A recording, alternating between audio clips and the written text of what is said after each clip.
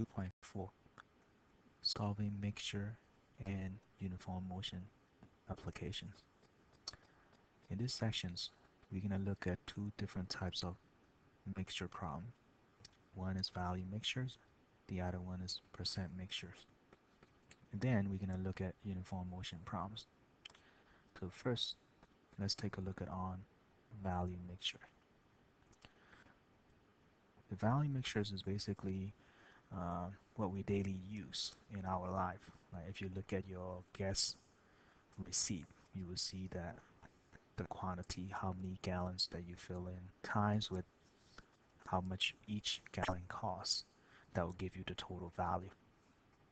So example 1, the Orlando is mixing nuts and cereals to make a party mix. Nuts sell for $7 per pound and cereals sell for $4 per pound. Orlando wants to make 30 pounds of party mix that costs $6.50 per pound. Now the question is how many pounds of nuts and cereals should be used.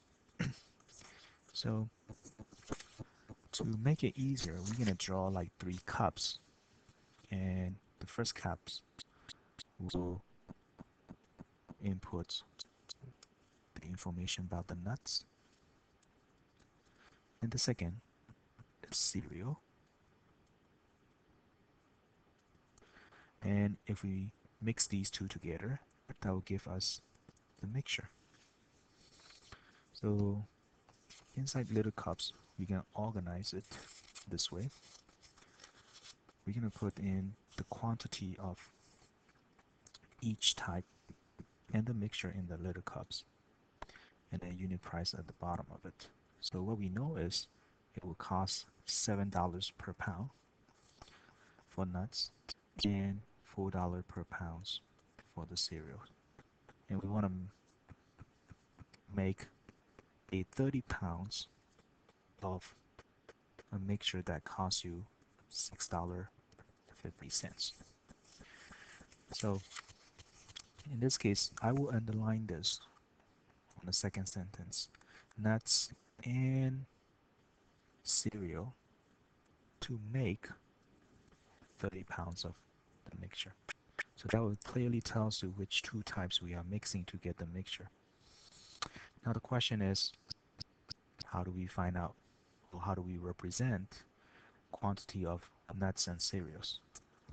Like in last sections, we know that we have a total of 30 pounds of mixture. So if I say X amount of pounds for nuts, cereal must be 30 pound minus X, which is total minus partial of it. Finally, when we set it up the equations, we can use the formula, which is the quantity times the unit price. So for the nuts will be 7 times X amount of pound. That will give you the total cost. Adding that cost with the cost of the cereal, which is 4 times 30 minus X, that should be equal to the cost of the mixture, which is 30 pounds times $6.50. Now, if we solve for this linear equations, we will get our result. Simplifying it, distributing 4 to the right hand on the left hand side, that will give me 7x plus 120 minus 4x is equal to 30 times $6.50 is equal to 195. So you can use calculator or side work to get these number. Continue simplifying it. That will be 3x plus 120 is equal to 195. Subtracting 120 on both sides, that will give me 3x equal to 75. Dividing by 3 on both sides, x is equal to 25. Step 4, interpreting. The question is asking for how many pounds of nuts and a cereal, so therefore X is representing the quantity of the nuts. So we need 25 pounds of nuts, and we need cereal is 30 minus X. So 30 minus 25 will give me 5 pounds of cereal.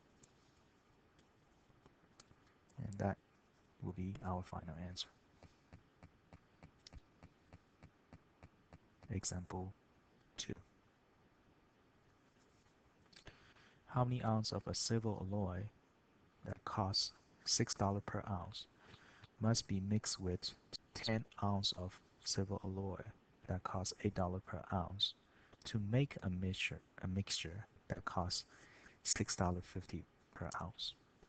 In this case, how many ounces of silver alloy that costs $6 per ounce must be mixed with, underline that, 10 ounces of silver alloy that costs $8 per ounce to make, underline to make. So that will help us clearly see which two types are mixing to get the mixture. So now let's fill in the informations in our little chart. So we have two types, type 1 and type 2 of silver alloy, and to get the mixture. For type 1, we don't know the quantity, so let's put that X, and we know the unit price is $6 per ounce. Type 2, we know the quantity, which is 10 ounce, and that costs $8 per ounce. The mixture, we know the unit price, which is $6.50, but the quantity is not given to you. But however, if you are mixing two types together, that means you are mixing the quantity together. So therefore, the quantity of the mixture will be X plus 10. So now we can set it up equation like in previous example.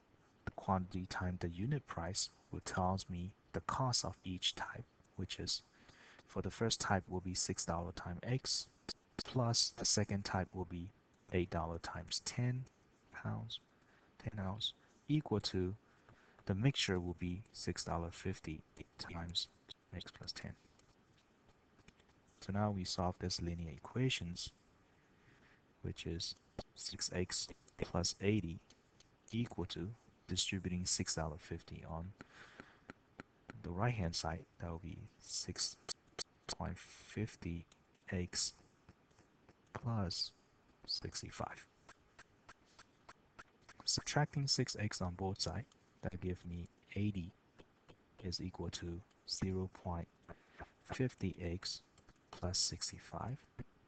Subtracting 65 on both sides, that gives me 15 is equal to 0.5x.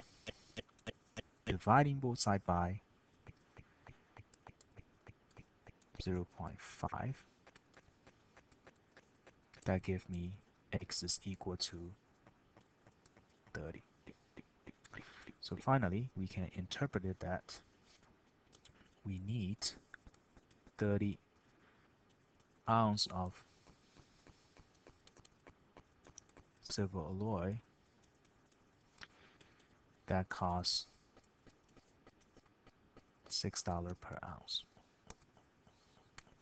as a final answer.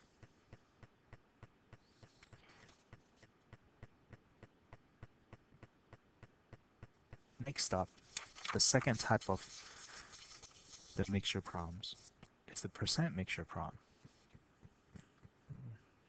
The idea right here is very useful in chemistry classes if you are mixing two solutions, or even if you are reading the label of the ingredients on a certain food. You will see that everything is in terms of percentage. So the formula that we're going to use in here is quantity times the concentration, that is equal to amount of substance. So example 3. A chemist wished to make 3 liters of 7% aqueous solution by mixing 9% aqueous solution and a 4% aqueous solution. So on this sentence, I would like you to underline to make. That basically help you to see that the mixture part that we are trying to get, and underline by mixing, which tell us which two types we're going to be mixing together. So we have two type of solutions, type 1 and type 2, and we are trying to get the mixture.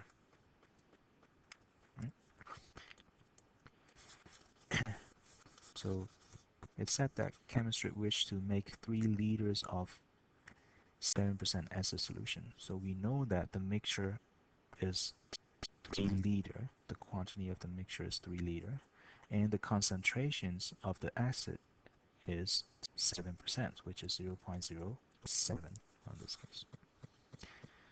To get that, we are mixing 9% of acid solution and 4% of acid solution, the other two types, but never tells you what is the quantity, what are the quantities of each type.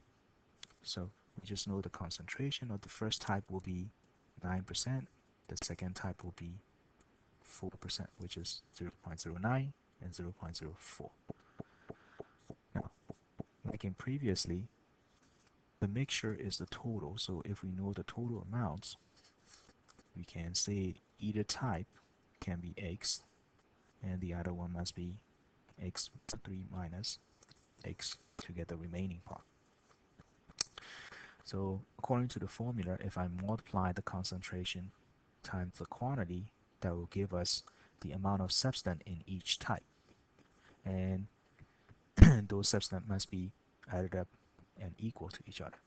So 0.09 times x plus 0.04 times 3 minus x must be equal to 0.07 times 3, which is the amount of substance in the mixture. Now solving this equations, first we distributed 0.04 into both of the terms, so that will be 0.12 minus 0.404x is equal to, on the right hand side, when you multiply 0.07 times 3, that will give you 0.21. Combining like terms on the left hand side, which is 0.05x plus 0.12 is equal to 0.21. Subtracting both sides, 0.12, that will give us 0.05x is equal to 0.09, and dividing both sides by 0.05, which give us x is equal to 1.8. Again, you can use a calculator to compute this part. And 4, lastly, interpretations. There's a question asking you how much of each solution are required. So x is representing the aqueous solution, 9% aqueous solution, so we will say that 1.8 liter of 9% aqueous solution, and the second part will be 3 minus 1.8, so it will be 1.2 liter of 4% acid solution. And that will be our final interpretation for this problem. Example 4. How many gallons of 15% solution must be mixed with 4 gallons of 20% salt solution to make a 17% salt solution? So in this problem, we want to underline like before. 15% salt solution must be mixed with 20% salt solution to make a 17% salt solution. So clearly that helps us to see two different type mixing to get 17% salt solution. So type 1, type 2, and the mixture. Let's fill in all the informations that we know. And we are interested in looking for how many gallons of 15% salt solution. So the quantity of 15% will be X, and the concentration is 15%, so it will be 0.15. And the second type, it has 4 gallons of 20%, so it will be 0.20 as a concentration. And the mixture is 17%, so 0.17. And since we are mixing two types together, we are mixing the quantity, so the quantity of the mixture will be X plus 4. According to the formula, if I multiply the concentrations and the quantity, that will give us amount of substance, in this case amount of salt in each type, which must be equal to amount of salt in the mixture. So 0.15x plus 0.20 times 4 must be equal to 0.17 times x plus 4. Continue solving this. 0.2 times 4 will be 0.8. Distributing 0.17 to on the right hand side, that will give us 0.17x plus 0.68. Subtracting 0.15x on both sides, that will give us 0.8 is equal to 0.02x plus 0.68. Subtracting 0.68 on both sides, that gives us 0.12. Finally, dividing both sides by 0.02, which give us x is equal to 6. Now, final step, we can interpret it since x is representing the quantity of the first type, which is 15% salt solution. So now we can say that we need 6 gallon of 15% salt solution.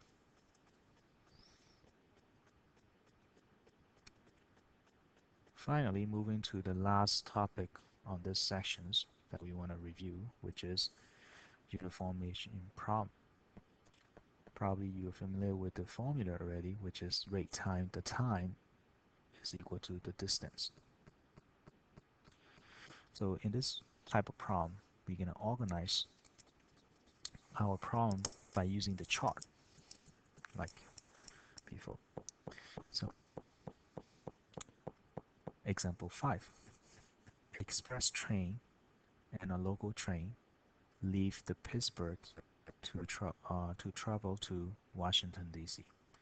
So both of them is going to the same place, leaving from the same place to going to the same place. So meaning the distance are the same.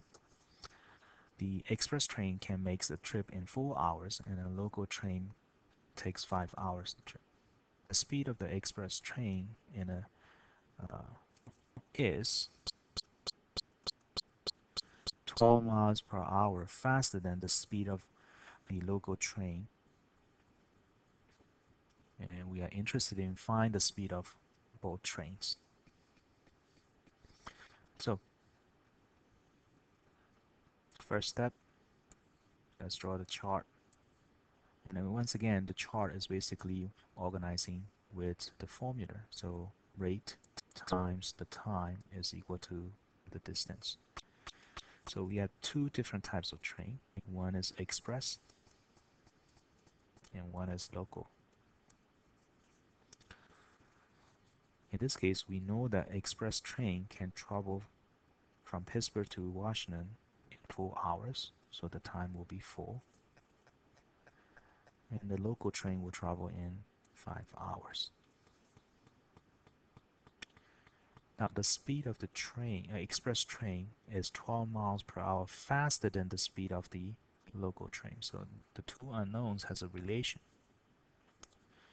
So we can say the local train travel X amount of miles per hour, and then express train will be X plus 12.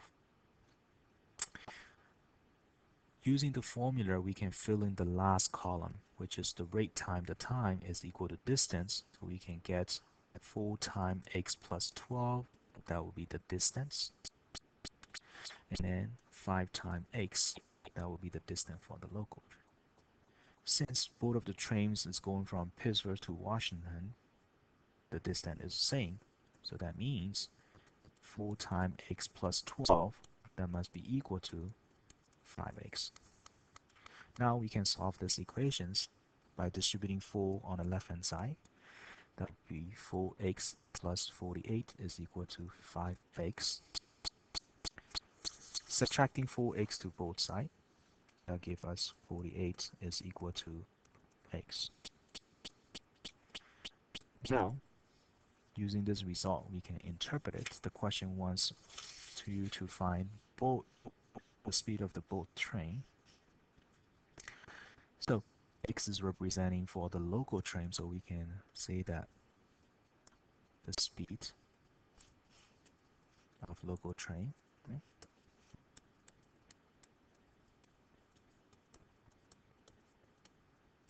is 48 miles per hour, and the speed of express train is x plus 12, so it will be 48 plus 12, which will give us 60 miles per hour. And that will be the interpretation for this problem. Example 6.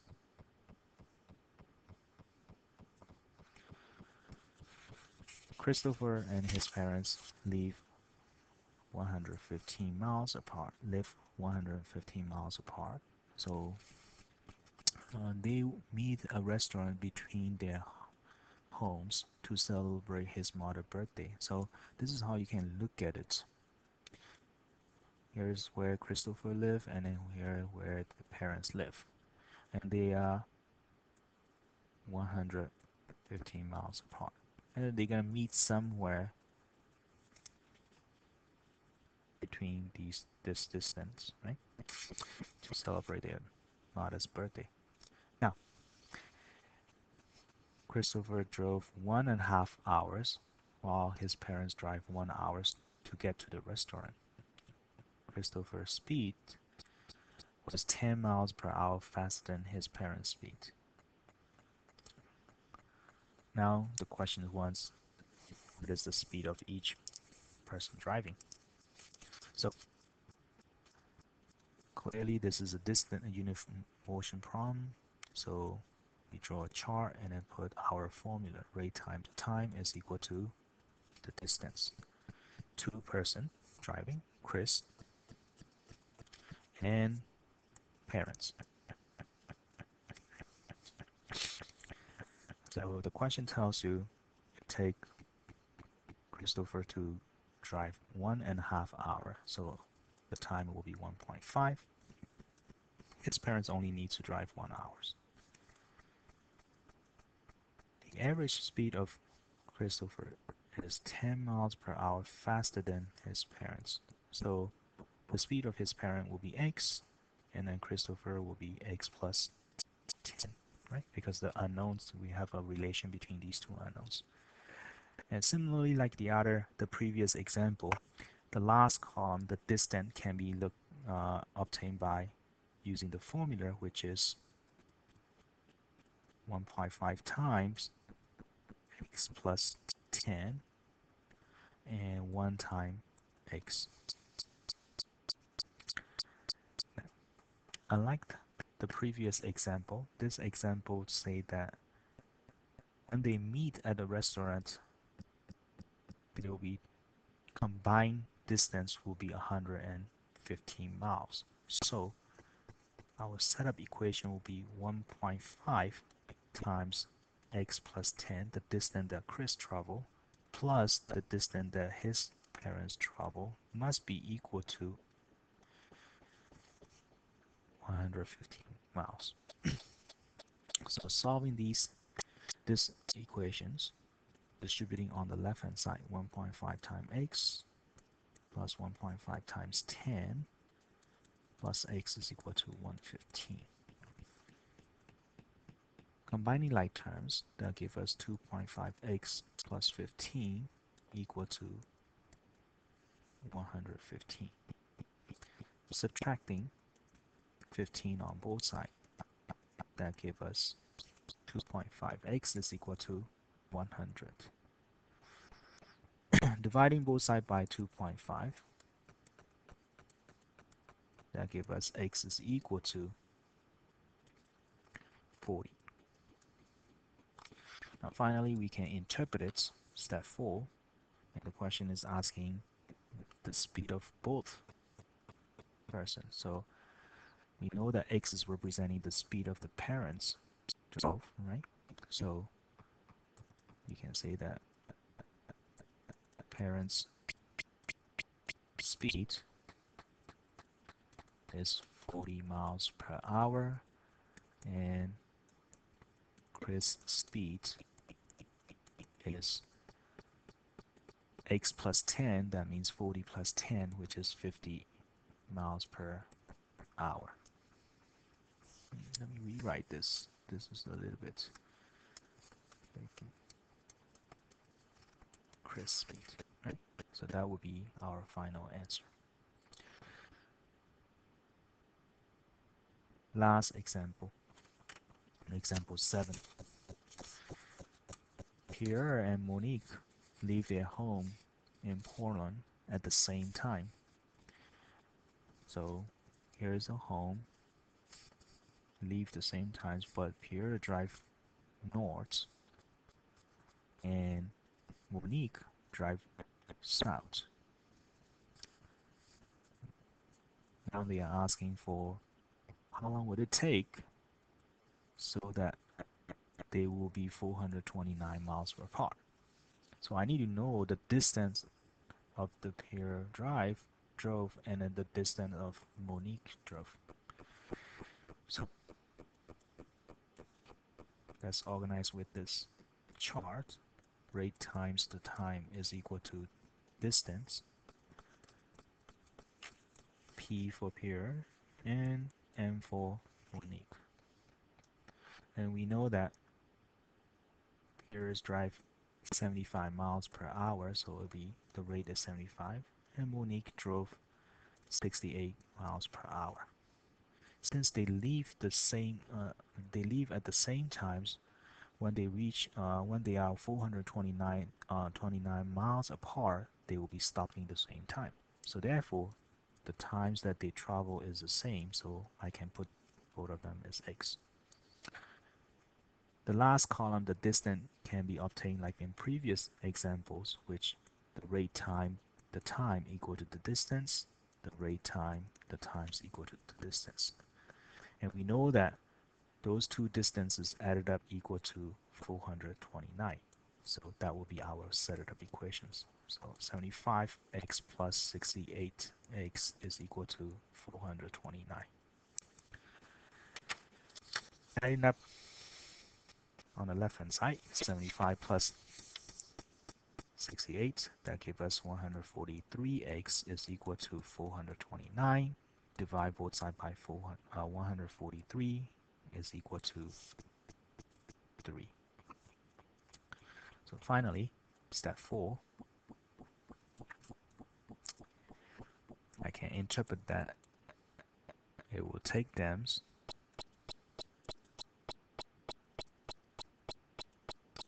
3 hours to